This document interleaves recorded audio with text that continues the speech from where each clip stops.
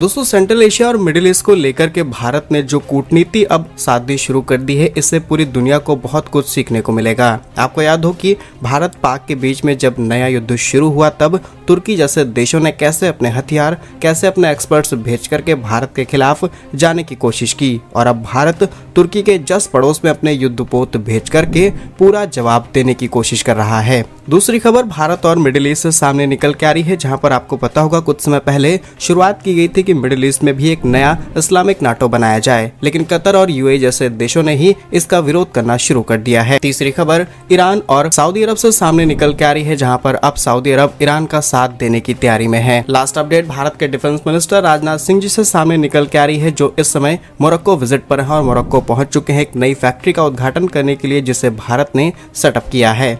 Now our made in India mission is not made in India, is now made for world. जानते हैं आज की इस video में सारी इंपॉर्टेंट अपडेट डिटेल्स में। यदि आपको हमारा काम क्वालिटी रिसर्च पसंद आए, वीडियो को लाइक, चैनल को सब्सक्राइब जरूर कीजिएगा, क्योंकि आपका एक छोटा सा काम आप तक ये खबरें लाने में हमारी बड़ी मदद करता है। तो सबसे पहले तुर्की भारत से आ रही अपडेट की बात की जाए तो आपको याद होगा भारत और पाक के बीच में जब युद्ध हुआ, तब तुर्की ने चुपचाप और पब्लिकली आकर के पाक का सपोर्ट किया। न सिर्फ हथियारों की सप्लाई की, बल्कि हर तरीके की टेक्निकल सैटेलाइट मदद दी गई, और ये तक कहा गया कि अगर पाक को और ज्यादा हथियारों की जरूरत पड़ती है तो हम हथियार भी पाक को सप्लाई करेंगे। सिर्फ इतना ही नहीं, बल्कि कई ऐसे एक्सपर्ट्स जो कि हथियारों को ऑपरेट करते हैं, वो सब भी पाक पहुंचते हैं। अब आप सोच सकते हैं कि तुर्की भारत के खिलाफ जाने के लिए किसी भी हद तक गिर सकता है, और सबसे बड़ी बात कि जब भी भारत और पाक के बीच में कश्मीर के मुद्दे को हाईलाइट किया जाता है, तब तुर्की टांग अड़ा करके, फिर चाहे संयुक्त राष्ट्र में बोलना हो या फिर किसी भी अंतर्राष्ट्रीय संस्थान में, भारत और पाक के बीच के इस मुद्दे को अंतर्राष्ट्रीय ले जाने की कोशिश की जाती है। जबकि अंतर्राष्ट्रीय नियम ये कहते हैं कि अगर दो देशों के बीच का विवाद है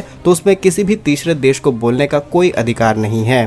फिलहाल ये तो रही तुर्की की चालाकी भारत के आसपास में अपनी गतिविधियां बढ़ाने की, और अब भारत ने भी सेम पैटर्न अपनाना शुरू कर दिया है। आपको याद हो कुछ दिनों पहले प्रधानमंत्री मोदी यूरोप विजिट पर जाते हैं, लेकिन यूरोप से पहले प्रधानमंत्री मोदी का विमान साइप्रस में रुकता है। साइप्रस जो कि तुर्की का एक पड़ोसी देश है, या फिर कहें एक आइलैंड कंट्री है, जहां पर तुर्की यानी कि लगभग साइप्रस के आधे हिस्से को अपना मानता है। लेकिन साइप्रस तुर्की को किसी भी तरीके की मान्यता नहीं देता, और अब साइप्रस ने प्रपोजल रख दिया है कि भारत से हथियार खरीदे जाएंगे। फिलहाल ये तो प्रपोजल था, और भारत की तरफ से कुछ युद्धपोत भी अब साइप्रस भेजे जा रहे हैं। और ये खबर सामने आते ही पूरा तुर्की हिल चुका है, और भारत पर तमाम तरीके की प्रतिक्रिया अगले 24 घंटों में आपको देखने को जरूर मिल जाएंगी। जहाँ खबर यह है कि भारतीय नौसेना का गाइडेड मिसाइल फ्रिगेट आइनस त्रिकंद कुछ दिनों पहले ही साइप्रस के लिमासोल पोर्ट पर पहुंचा है, जो भारत और साइप्रस के बीच डिफेंस पार्टनरशिप और आने वाले फ्यूचर सभी रिलेशंस को और ज्यादा मजबूती देने का काम करता है। यह आता प्रधानमंत्री नरेंद्र मोदी जब जून 2025 में साइप्रस के दौरे पर गए थे, उनके बीच हुई व्यापारिक अनाउंसमेंट के बाद किया गया है। यानी कि जो हमारा आइनस त्रिकंद साइप्रस पहुंचा हुआ है, ये पहले से ही प्लान किया गया था, और वही प्रपोजल रखे गए थे 2025 से लेकर के 29 तक के बीच में दोनों देशों के बीच में defence partnership, joint ocean training, navy port training, ये सब एक साथ कंप्लीट की जाएगी। अगर हम यहाँ पर हो रही कूटनीति को ब्रीफ में एक्सप्लेन करें तो आइनस त्रिकंद एक तलवार क्लास गाइडेड मिसाइल फ्रिगेट है, जो करीब 124 मीटर लंबा है, जिसमें BrahMos supersonic cruise missile, still technology और कावो के A31 हेलीकॉप्टर्स सारे आधुनिक उपकरण शामिल हैं। पॉइंट नंबर 2, यह पोत 21 से 24 सितंबर तक लिमसोल में रहेगा, जहां से यह साइप्रस की नौसेना के साथ पासिंग एक्सरसाइज भी कंडक्ट करने वाला है। अब आप सोच सकते हैं कि साइप्रस तुर्की का सबसे बड़ा दुश्मन है, और भारत उसके साथ मिलकर के एक नौसेना की एक्सरसाइज कंडक्ट कर रहा है। पॉइंट नंबर 3, यात्रा के दौरान आइनस त्रिकंद टीम साइप्रस नौसेना के कमांडर्स के साथ मुलाकात करती है, और भारत के साथ मिलकर के न सिर्फ ओशियन सिक्योरिटी बल्कि कल्चरल चेंज, डिप्लोमेटिकली भी लॉन्ग टर्म तक दोनों देशों को कनेक्ट रहने की बात कही जाती है। तो भारत की इस कूटनीति पर आप क्या सोचते हैं, कमेंट्स में जरूर बताइए। जिस तुर्की ने अपने आधुनिक ड्रोन भारत के पड़ोसी देश पाक में भेज करके भारत को धमकाने की कोशिश की, भारत ने वहीं पर युद्धपोत भेजने शुरू कर दिए हैं, जिसमें ब्रह्मोस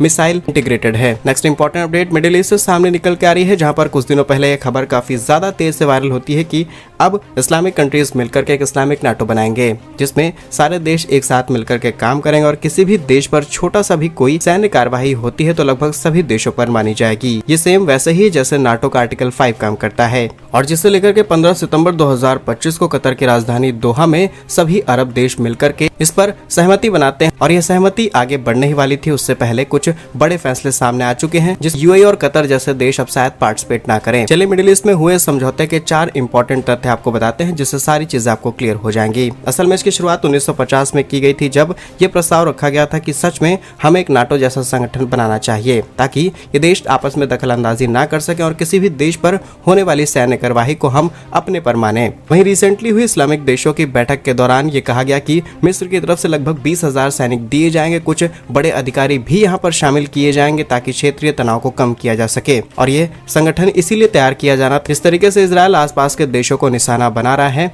उसे कमजोर किया जा सके। लेकिन ये देश आगे बढ़ पाते उससे पहले ही कतर और यूएई जैसे देशों ने इस प्रस्ताव से अपने आप को वापस खींचना शुरू कर दिया है और सिर्फ कतर यूएई नहीं बल्कि तुर्की ईरान जैसे देशों ने भी इस चीज का विरोध जताया है। बाकी आपको क्या लगता है आने वाले समय में ये संगठन बनकर के तैयार हो भी पाएगा या फिर नहीं, क्योंकि पाक और सऊदी ने तो आपस में डिफेंस पैक्ट साइन कर लिया है जिससे भारत के लिए एक नया खतरा पैदा हो चुका है। कमेंट्स में अपनी राय जरूर बताइएगा। नेक्स्ट इंपॉर्टेंट अपडेट भी मिडिल ईस्ट से सामने निकल के आ रही है जहाँ पर ईरान का साथ देने के लिए सऊदी अरब उतर चुका है और आज के समय जियोपॉलिटिक्स इतनी ज्यादा कॉम्प्लिकेटेड हो चुकी है कि समझ पाना मुश्किल है। एग्जांपल के लिए पहले सऊदी और पाक के बीच में डिफेंस पैक्ट साइन होता है, उसके एक दिन बाद अमेरिका ईरान में मौजूद चाबहार पोर्ट के सारे लाइसेंस सस्पेंड करना शुरू करता है और अब सऊदी ईरान के साथ डील करने जा रहा है और अब ईरान के खिलाफ भी फैसला लेने वाला है सऊदी, क्योंकि सऊदी अरेबिया के ही पड़ोस में मौजूद यमन जहाँ पर हुती रेबल्स रहते हैं उन्होंने किस तरीके से सऊदी को डैमेज किया है। रेड सी से आने वाले सभी कंट्रीज के शिप्स को ब्लॉक करना, उन पर लूटपाट, ये सारे काम किए गए। लेकिन अब सऊदी चाहता है ईरान का साथ देना, लेकिन पैरेलली वो यमन के अंदर होने वाली सभी एक्टिविटीज को भी रोकना चाहता है। सवाल ये है कि जो यमन में रहने वाले हुती विद्रोही हैं वो खुद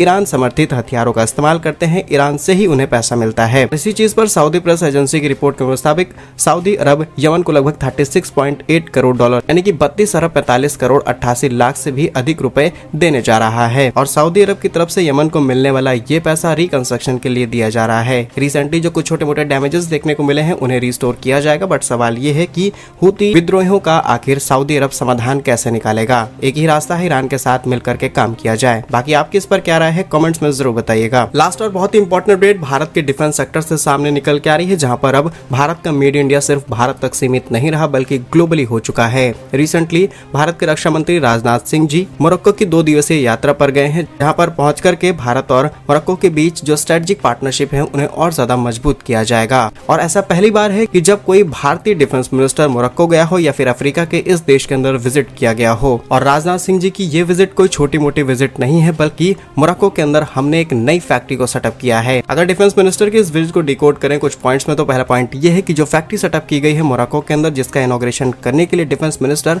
वहां पहुंचे हैं, that is Tata advance system, जहां पर आर्म्ड प्लेटफॉर्म व्हीकल्स जो कि 8x8 व्हीकल्स हैं वो तैयार किए जाएंगे। डिफेंस सेक्टर में ऐसे व्हीकल्स का बहुत ज्यादा इस्तेमाल होता है और यहाँ पर जितना भी प्रोडक्शन होगा उसकी सोर्सिंग भारत से की जाएगी। भारत और मोरक्को के बीच में कुछ समय पहले ही टेक्नोलॉजी ट्रेनिंग आउटसोर्सिंग के लिए MOU साइन किए गए थे। मोरक्को की सरकार ने भारत का खुलकर के समर्थन किया है। आने वाले समय में हर तरीके की मदद भारत को दी जाएगी और अब भारत के मेड इन इंडिया हथियार एक और देश के अंदर देखने को मिलेंगे। तो क्या कुछ कहना है आपका इन सभी खबरों पर कमेंट्स में जरूर बताइए। भारत कैसे ही वीडियोस पाने के लिए वीडियो को लाइक, चैनल को सब्सक्राइब जरूर कीजिए। वंदे मातरम।